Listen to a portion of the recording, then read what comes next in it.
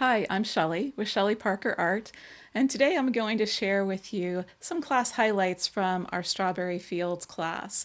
This piece is magnificent, really. It turned out so pretty. I'll turn it so you can see the wood cutouts that I've used. It's so dimensional and so pretty. I love it in the round. I've used a 18-inch cradled wood round, and it's really just so perfect for this piece. Let me show you how we painted it. So in this part of the video, I'm just beginning the blocking in of the background, just adding in some different variations of greens to make it look like maybe there's some little leaves and other parts of the strawberry garden back behind these focal strawberries. You can see that I have the image traced onto the substrate. Our tracers are available with the class, so you get the full-size printable tracers. You just print them out, tape them together, and I used the Richardson graphite paper to trace this onto this substrate.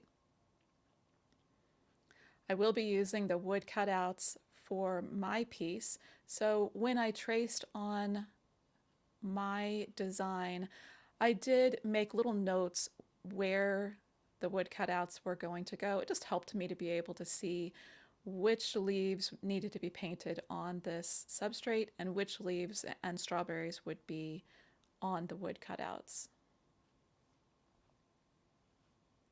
So for this background, I really had in mind from the very beginning that I wanted everything toward the right side, sort of the right top corner, if you will, to be a little bit warmer.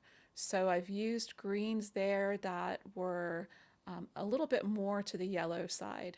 And then toward the left hand side, I wanted the greens to be a little bit cooler, so those have just a little bit more blue in them, just to give the feel of the depth of the garden and the plant.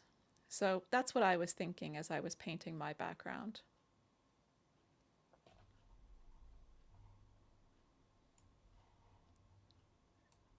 As I'm blocking in these leaves, I'm really trying to pay attention to how the paint is working. If I feel like I'm struggling with the paint a little bit, it's just a sign that I need to move on to another area and then come back.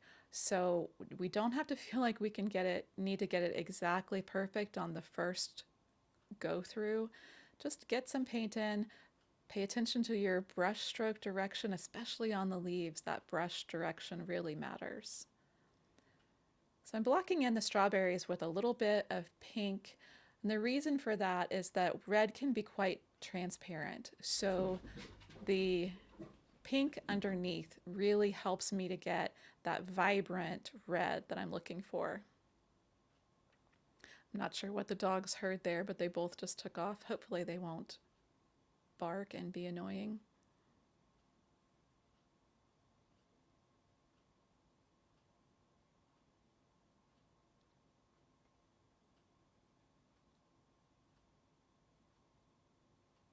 This is just a base of bright red, just beginning to set the stage for some of the details that will be coming.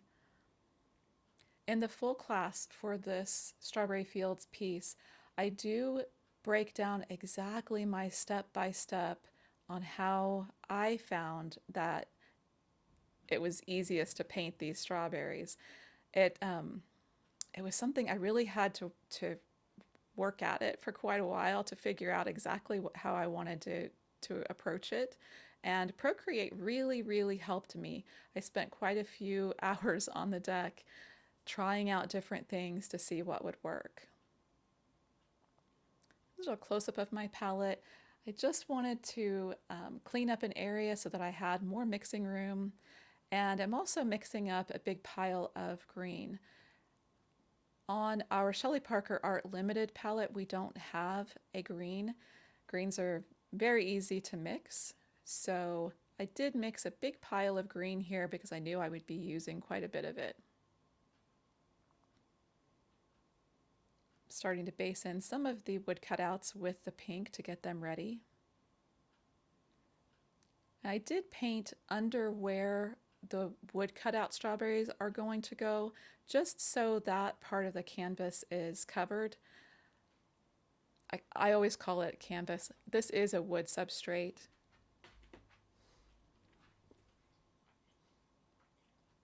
You can really see the blocking in of this leaf here, how I let it get quite dark as it goes underneath some other leaves.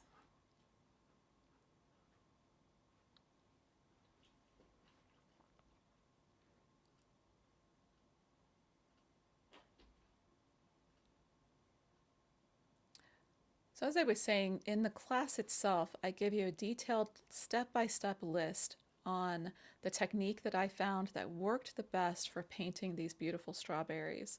And I think that the technique that I outlined for you will really, really simplify this process and make it much, much easier for you.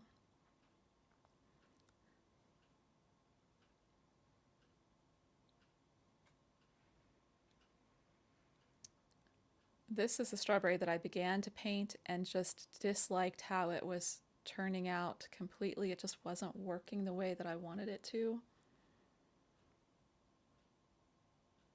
And so rather than continuing to fight with it, I just painted over it. I'll just spend a little bit of time making a plan and I'll come back to it.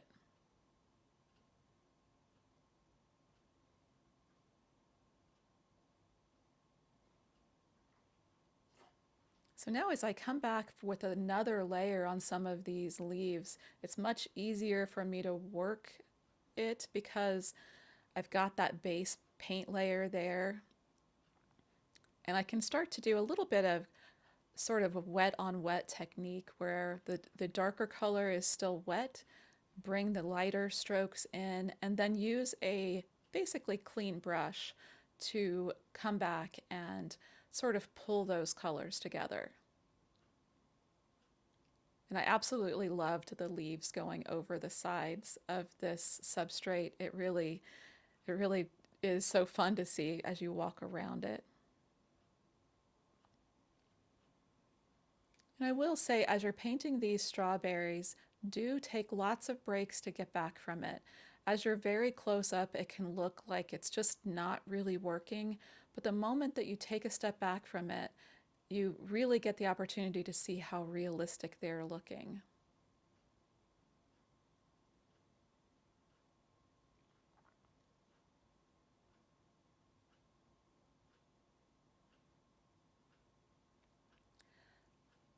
This full class is available on my Patreon channel. You can take just the class, you can purchase just the single class. The price for just the single class is $14.95. Or you can join my membership where you get one new project every month, and that is $9.95 a month. Here I'm using the little filbert to come in and put in some of the stems. Again, just a real loose base coat, nothing fancy.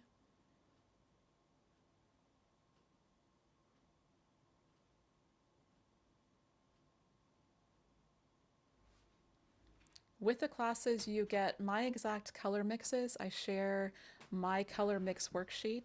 I keep a worksheet of color mixes for every painting that I do.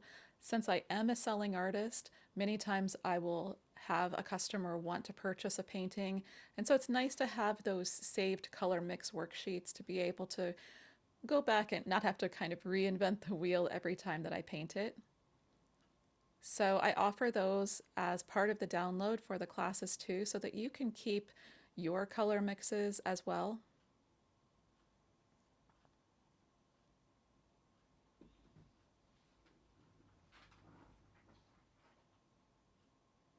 And there really are a lot of leaves on this piece, but the nice thing is once you figure out what technique is working for you, you can really relax and just have fun painting. This is one of those paintings where I really lost track of time. I'd start painting and just be having so much fun with it and get so into it. And then look up at the clock and realize that 4 hours has gone by and Probably the dogs are hungry or need to go out or something. If you are using the wood cutouts, try as you're painting some of these areas to paint into the area where the wood cutouts will be just a little bit. That will help you when you go to glue on the wood cutouts, just to make sure that there's no spots of unpainted areas that are showing underneath of those wood cutouts. The wood cutouts are available at Shelly Parker Art. You can find the link for those in the video description for this video.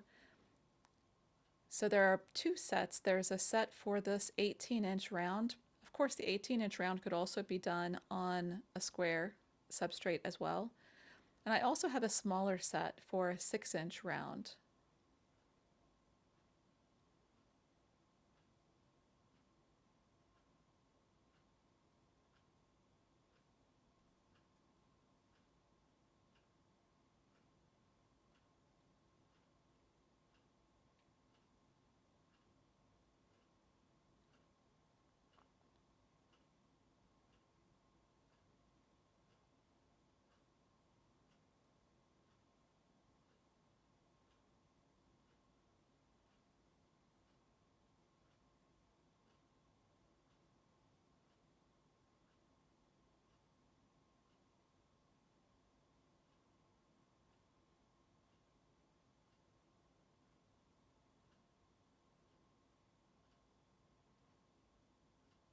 Backgrounds, I think, sometimes don't get a lot of credit for how beautiful they are.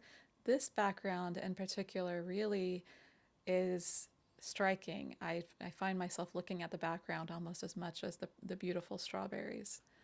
So you can see me here coming in with a few more little stems and just hints of little things happening within the deeper shadows. I hope you enjoyed seeing that highlight video of the painting of this beautiful piece.